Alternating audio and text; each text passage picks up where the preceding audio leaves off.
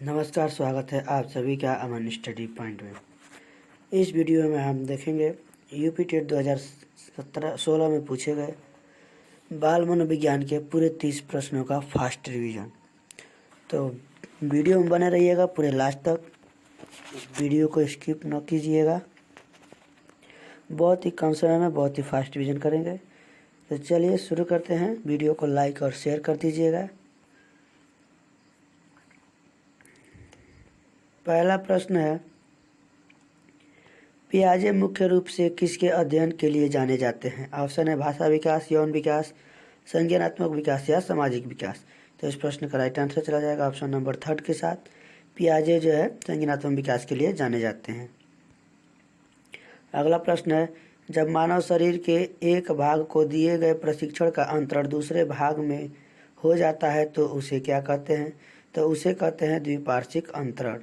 जब मानव शरीर के एक भाग को दिए गए प्रशिक्षण का अंतरण दूसरे भाग में होता है तो उसे द्विपार्श्विक अंतरण कहते हैं।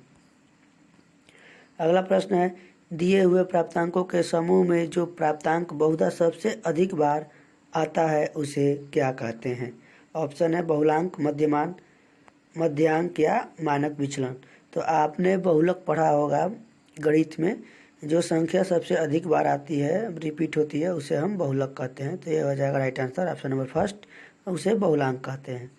अगला प्रश्न है, क्रिया प्रसूत अनुकूलन सिद्धांत का प्रतिपादन डैश डैश ने किया था? तो किसने किया था? पॉवलोव ने, स्किनर ने, थार्नडाइक ने या कोहलर ने? तो इस प्रश्न का राइट आंसर चला जाएगा ऑप्शन नंबर सेकेंड के साथ। क्रिया प्रसूत सिद्धांत दिया था वो हमारे स्किनर ने दिया था। अगला प्रश्न है, अल्बर्ट बंडूरा निम्न में से किस सिद्धांत से संबंधित है? ऑप्शन है सामाजिक अधिगम का सिद्धांत, व्यवहारात्मक सिद्धांत, विकास का संज्ञानात्मक सिद्धांत या विकास का मनोसामाजिक सिद्धांत। तो इस प्रश्न का राइट आंसर चला जाएगा ऑप्शन नंबर फर्स्ट के साथ। अल्बर्ट बंडूरा जो है सामाजिक अधिगम सिद्धांत से संबंधित है। अगला प्रश्न है, मानसिक आयु का प्रत्यय दिया था? ऑप्शन है बिने साइमन ने, स्टर्न ने, टर्मन ने, सिरिल बर्ट ने। तो इस प्रश्न का राइट आंसर चला जाएगा ऑप्शन नंबर फर्स्ट के साथ, बिने साइमन ने दिया था। अगला प्रश्न है, निम्नलिखित में से कौन सा सीखने का नियम नहीं है? तत्परता का नियम, तनाव का नियम, प्रभाव का नियम, अभ्यास का नियम। तो तत्परता का नियम, प्रभाव का नियम, अभ्यास का नियम ये सभी नियम है, बल्कि तनाव का नियम जो है सीखने का नियम नहीं है। अगला प्रश्न है, सीखने से संबंध प्रतिक्रिया सिद्धांत में पावलोव ने प्रयोग किया था? तो सीखने से संबंध प्रक्रिया सिद्धांत में पावलोव ने कुत्ते पे किया था। थार्नडाइक ने बिल्ली पे किसने किया था? थार्नडाइक ने। बंदर बान मारूस पर किसने किया था? कोहलबर्ग ने। और स्किनर ने आपके चूहे पर। तो इस प्रश्न का राइट आंसर चला जाएगा ऑप्शन नंबर सेकेंड के साथ, पावलोव जो है कुत्ते पे प्रयोग किया था। अगला प्रश्न है, सूझ द्वारा सीखने का प्रतिपादन किया? थार्नडाइक, कोहलर, पावलोव ने या वुडवर्थ ने? तो सूझ द्वारा जो है, सूझ का सिद्धांत आप याद रखेंगे, कोहलर ने इसका प्रतिपादन किया था। अगला प्रश्न है, कार्य को आरंभ करने, जारी रखने और नियमित करने की प्रक्रिया को क्या कहते हैं? प्रेरणा, संवेदना, सीखना या प्रत्यक्षीकरण। तो इसका राइट आंसर चला जाएगा ऑप्शन नंबर फर्स्ट के साथ, कार्य को आरंभ करने, जारी रखने और नियमित करने की प्रक्रिया को प्रेरणा कहते हैं। अगला प्रश्न है, विस्मृति कम करने का उपाय है? सीखने में कमी, सीखने की त्रुटिपूर्ण विधि, पाठ की पुनरावृत्ति या स्मरण करने में कम ध्यान देना। तो कम ध्यान देंगे तो क्या होगा? विस्मृति होगी। सीखने में त्रुटिपूर्ण अगर रहेंगे तो भी होगी, सीखने में कमी करेंगे तो भी क्या होगी? विस्मृति होगी। अर्थात राइट आंसर चला जाएगा ऑप्शन नंबर थर्ड के साथ। अगर हम किसी चीज़ की पुनरावृत्ति करेंगे, बार बार दोहराएंगे, तो वह क्या होगी? विस्मृति को कम करेगी। अगला प्रश्न देखते हैं, क्रोध व भय प्रकार हैं? अभिप्रेरणा के, संवेग के, परिकल्पना के या मूल प्रवृत्ति के? तो इस प्रश्न का राइट आंसर चला जाएगा ऑप्शन नंबर सेकेंड के साथ, क्रोध, भय, भूख और आत्मसम्मान जो भी है ये क्या है? आपके संवेग है। तो राइट आंसर चला जाएगा ऑप्शन नंबर सेकेंड के साथ। अगला प्रश्न है, दूसरे व्यक्ति के बाह्य व्यवहार की नकल है सीखना, कल्पना, चिंतन या अनुकरण। तो राइट आंसर चला जाएगा ऑप्शन नंबर सेकंड के साथ। दूसरे व्यक्ति के बाह्य व्यवहार का यानी हम उसको देख के उसी प्रकार अनुसरण करते हैं यानी नकल करते हैं, तो क्या होता है वो अनुकरण हो जाएगा। अगला प्रश्न है, यदि पूर्व ज्ञान व अनुभव नए प्रकार के ज्ञान में सीखने में सहायता करते हैं तो उसे कहते हैं नकारात्मक परीक्षण स्थानांतरण, सकारात्मक परीक्षण स्थानांतरण या प्रशिक्षण स्थानांतरण या सीखना। तो यदि सीखने में अगर सहायता करता है तो राइट आंसर चलेगा ऑप्शन नंबर सेकंड के साथ सकारात्मक, और सीखने में सहायता नहीं करता है तो नकारात्मक, यानी उसको अगर इसको धनात्मक प्रशिक्षण स्थानांतरण भी कहते हैं। अगर सीखने में सहायता करता है तो राइट आंसर चला जाएगा ऑप्शन नंबर सेकंड के साथ। अगला प्रश्न है, सीखी हुई बात को स्मरण रखने या पुनः स्मरण करने की असफलता को कहते हैं कल्पना, स्मृति, विस्मृति या ध्यान देना। यानी स्मरण रखने या पुनः स्मरण रखने की असफलता, यानी हम उसको याद नहीं रख पाते हैं तो हमारी होती है विस्मृति यानी भूलना। तो राइट आंसर चला जाएगा ऑप्शन नंबर थर्ड के साथ। अगला प्रश्न है, टर्मन के अनुसार 90 से 100 बुद्धि लब्धि का बालक माना जाता है, मंद बुद्धि, सामान्य बुद्धि, श्रेष्ठ बुद्धि या क्षीण बुद्धि। तो प्रश्न का राइट आंसर चला जाएगा ऑप्शन नंबर सेकंड के साथ, उसे जो है सामान्य बुद्धि का बालक माना जाता है। अगर 90 से 110 भी दिया जाए तो आप याद रखेंगे 90 से 110 भी आपका सामान्य बुद्धि में आता है। अगला प्रश्न है, हॉल का सिद्धांत निम्न में से किसकी व्याख्या करता है?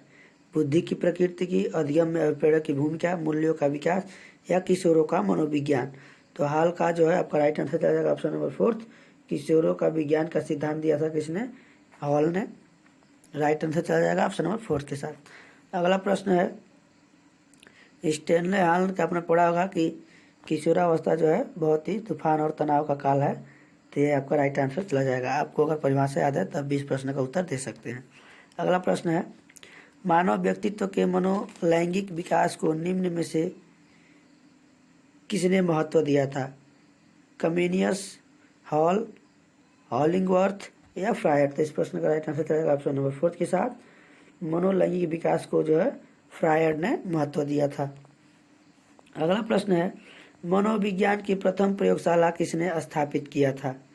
डब्ल्यू बुंट ने, सिगमंड फ्रायड ने, पावलोव ने या वाटसन ने। तो राइट आंसर चलेगा ऑप्शन नंबर फर्स्ट के साथ, डब्ल्यू बुंट यानी कि विलियम बुंट ने। और कब किया था? 1879 में। इसको भी आप याद रखेंगे। ये जर्मनी में सिम्पसिंग नाम के स्थान पे हुआ था। अगला प्रश्न है, गेस्टाल्ट मनोविज्ञान की आधारशिला किसने रखी थी? Franz Brentano, Max Wertheimer, Edgar Rubin, Kurt Lewin. इसको कूट लेविन और कर्ट लेविन भी कहीं कहीं दिया रहता है, तो इसको आप ध्यान से देखेंगे। तो इस प्रश्न का राइट आंसर चला जाएगा मैक्स वर्थिमर ने। ये भी जो है आधारशिला जर्मनी में ही रखा था। अगला प्रश्न है, संगणन सिद्धांत निम्न में से किससे संबंधित है? अधिगम, अभिप्रेरण, स्मृति या सृजनात्मकता। तो इस प्रश्न का राइट आंसर चला जाएगा ऑप्शन नंबर थर्ड के साथ। संगणन जो सिद्धांत है वो स्मृति से संबंधित है। अगला प्रश्न है, क्षेत्र सिद्धांत निम्न में से किस वर्ग का योगदान है? यानी क्षेत्र सिद्धांत निम्न में से किस वर्ग का योगदान है? व्यवहारवादियों का, संरचनावादी का, मनोविश्लेषकों का या गेस्टाल्टवादियों का। तो राइट आंसर चला जाएगा ऑप्शन नंबर फोर्थ के साथ। क्षेत्र सिद्धांत में जो है गेस्टाल्टवादियों का महत्वपूर्ण योगदान है। अगला प्रश्न है, भाटिया बैटरी का प्रयोग निम्न में से किसके मापन हेतु किया जाता है? व्यक्तित्व, रुचि, बुद्धि या अभिक्षमता। तो राइट आंसर चला जाएगा ऑप्शन नंबर थर्ड के साथ। भाटिया बैटरी का प्रयोग जो है बुद्धि मापने हेतु किया जाता है। अगला प्रश्न है, अभिक्रमायोजित अधिगम का प्रत्यय किसने दिया था? हल, थार्नडाइक, स्किनर या वाटसन ने। तो इस प्रश्न का राइट आंसर चला जाएगा ऑप्शन नंबर थर्ड के साथ।